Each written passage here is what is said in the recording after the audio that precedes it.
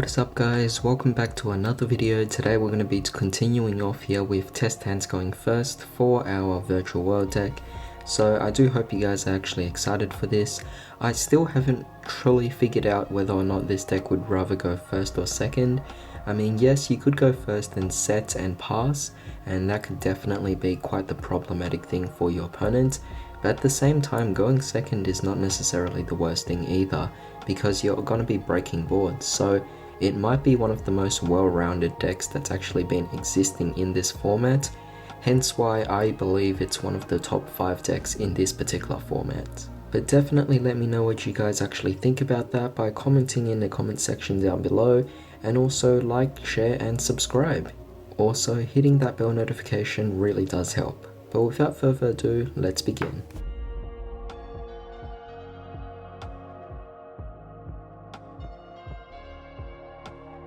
Alright, so here's our opening hand. Definitely not the best. Technically it's a 4-card opening hand. 3-card if we consider Ash is more so a wait and next turn thing. So we have Qualoon here, which is kind of unfortunate, but it's not necessarily the worst thing to actually go for. To open up with, it's great, but to get 2 of them, quite unfortunate. I can activate it though, so I'll activate it right away, allowing us to activate a virtual world gate directly from our deck that's actually face up. So I'll just go for the Chuche to be honest, because that's definitely going to be fantastic. So that's what I'm going to start off with, and this will allow us to obviously do a few other things later on as well. But let's begin by going for Lulu, because we could actually search out stuff. So we're going to target our Chuche here, and we are going to send off a spell card. That way we could add a monster, so that would be a really nice start. And since we have Gigi here, it doesn't really do too much. I'm thinking the card we're going to add here might be, what's the name? It's the level 6 one, Lily. Yeah, so we're going to add this to the hand, but we're going to send off a spell card to the graveyard. So I'll just send off the Qinglong. And basically from that, we can then special summon out Lulu. Now, the other interesting thing is you could just send a monster and then add the Qinglong as well. But the thing is this, when it comes to the spells and traps, since you can activate it via the Qualoon, it doesn't really serve much of a purpose. So adding a monster is definitely the best choice in this particular case. We're now going to go for the Lily here. Summon out our Lily, and this will allow us to target our Chuche again, ditching off a monster card this time. So I'm thinking let's get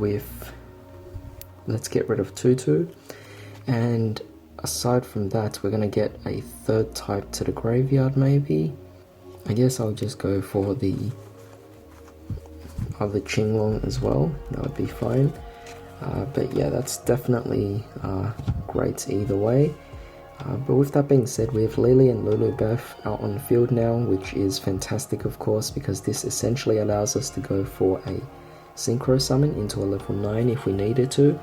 I might go for the Gigi as well, so we'll just summon out Gigi, we'll target the Chuche, and we're just going to ditch off one of our monsters. Let's see, we have Lily, we have Lulu, Gigi, but I think the one card we don't have yet is Nian Nian. So we're just going to get rid of that and send that to the graveyard, because it could definitely trigger off and do some different plays here. So we're going to take Lulu and Lily, and we're going to pretty much synchro summon these two, allowing us to go for our level 9 in this particular case. You could go for Gotems, but I will be going for... over here you guys already know, this is my proxy for Shen Shen. So we're just going to summon out the Shen Shen, and can just keep the Gigi out on the field. But having Shen Shen with Chuche is essentially the opening start most people want to go with. It's kind of like that set and pass, ready to go. Gigi then can then add whatever we want, so we could just add back our Lulu again, allowing us to reverse that cycle or repeat that cycle once more. What you essentially want is to maintain your resources, so you don't want to just go all out. Going for a Shen Shen plus a Chuche on the board is already incredibly powerful. On top of that, you have an Ash, and next turn you have Qualoon and Lulu to pretty much just go for that exact same starting play again. but this time for a different case to break the board. But in this case, this is a really good opener. Just you're already stopping so much, but just by going for Shen Shen.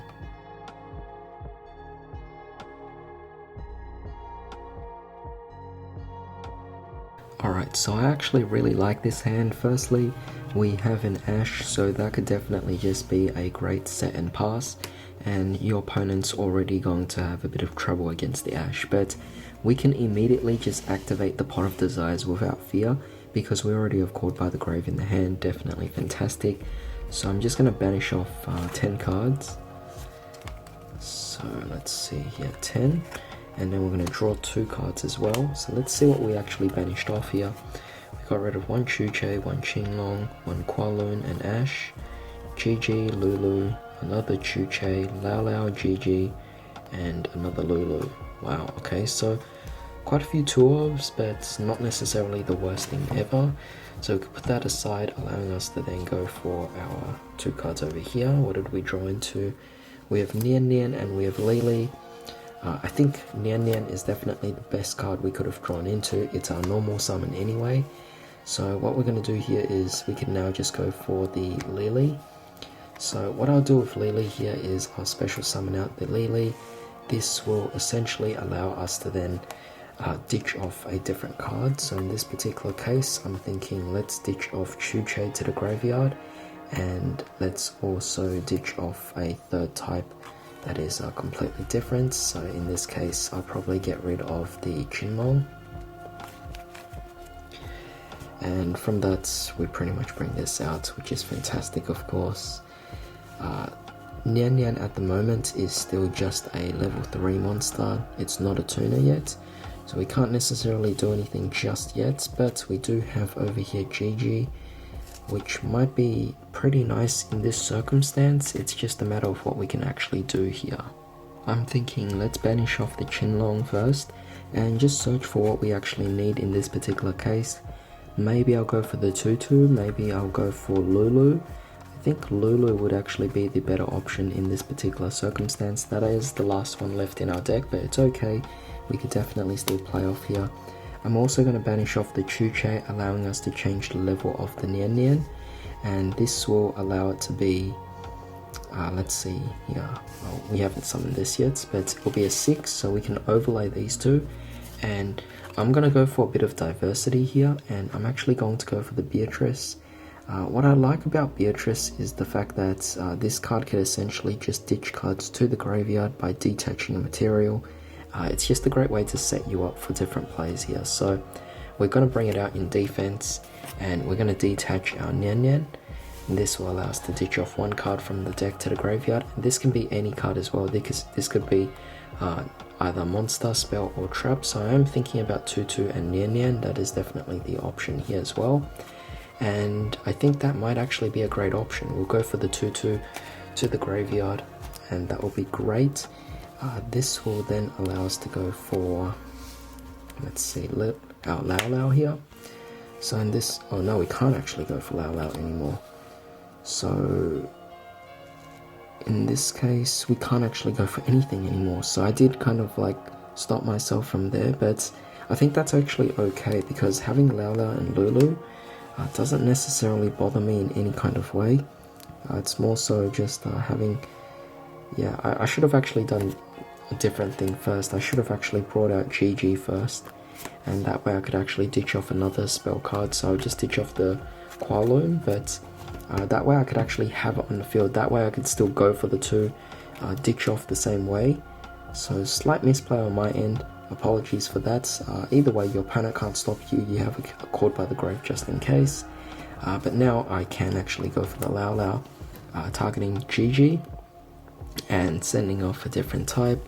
So in this case, probably get rid of the Xuanwu, and this will allow us to bring back our Tutu, which is definitely fantastic here.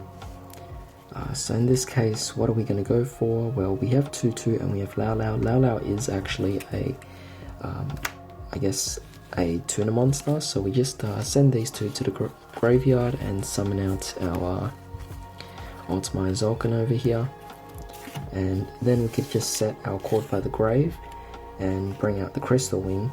You could do that. You could also just do your other things as well. You'll summon this out in defense. If you want to go for Lulu, you could, because I could actually just do it right now targeting this. We just send off one of our other cards here. So in this case, we've emptied out pretty much our entire deck. May as well just get rid of Kowloon to the graveyard. And this will also allow us to add whatever we want. So in this particular case, it's up to you what you actually want to go for. Go for the Lao Lao, allowing you to pretty much be an extender for the next turn anyway. But we have Lulu and also the Gigi. They're both really great cards because they could either Synchro Summon, XZ Summon. You could go for Coral Dragon, you could go for your Charge Warrior, you could go for Break Sword. You could just do so many different things. You could go for Long Long, you could go for Juju as well. It's just a great amount of different things you could potentially do here. So I definitely do like that we have quite a great amount of diversity. And I think to just be a little different, I'm going to go for the Juju here, but you could definitely go for a Stardust Charge, draw one more additional card, and that would definitely give you a lot of pluses. But with that being said, we could finally end things off by setting the Caught by the Grave, allowing us to bring out our Crystal Wing via Zolkin's effect, and this is what you essentially have on the board. Very powerful. You have Caught by the Grave, you have Ash to stop them, you have Beatrice potentially doing stuff as well, you have your Crystal Wing to negate, Juju just is pretty much protected in its own way, and if you get rid of the Beatrice, it doesn't really matter because you get rid of Beatrice would bring out our Dante. Definitely fantastic there. So you have quite a lot of fallback options, and it's a really great deck because as simplistic as it is, it does have so many choices available for you, giving this deck the greatest of versatilities out there, hence backing up my whole point of it being one of the top 5 decks of this format. But I hope you guys enjoyed this particular video, and I do thank you for joining me today. I hope you all have a fantastic day. I'll see you all next time.